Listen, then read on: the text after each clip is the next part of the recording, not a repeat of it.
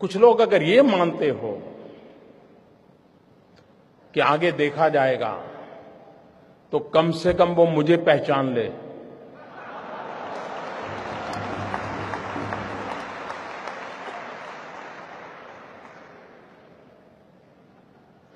देश आजाद हुआ तब से अब तक का आपका कच्चा चिट्ठा मैं खोल दूंगा। जिनके पास ये बेईमानी का है वो मान के चले कागज का टुकड़ा है, वो ज्यादा कोशिश ना करें, ज्यादा कोशिश ना करें, वरना सरकारी मैं इसके लिए अगर 1 लाख नए लड़कों को नौकरी देनी पड़ेगी दूंगा और कोई इसी काम में लगाऊंगा।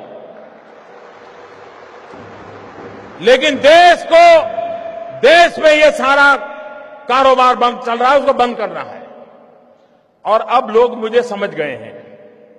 इतने दिन उनको समझ नहीं आया, लेकिन जरा ये डोज ज्यादा आया तो समझ आया। लेकिन ये एंड नहीं है, ये पूर्ण विराम नहीं है। मैं हाथ खुल करके कहता हूं, ये पूर्ण विराम नहीं है।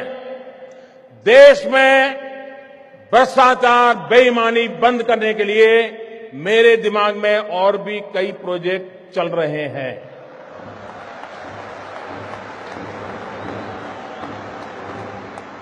ये आने वाले हैं।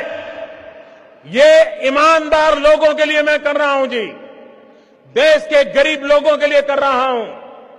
मेहनत करके जिंदगी गुजार रहे हैं, उनको अपना घर मिले, उनके बच्चों को अच्छी शिक्षा मिले, उनके घर में बुजुर्गों को अच्छी दवाई मिले, इसके लिए मैं कर रहा हूं।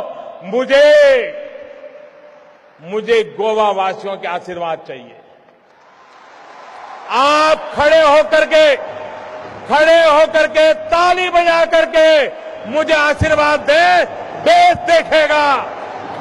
देखेगा ईमानदार लोग।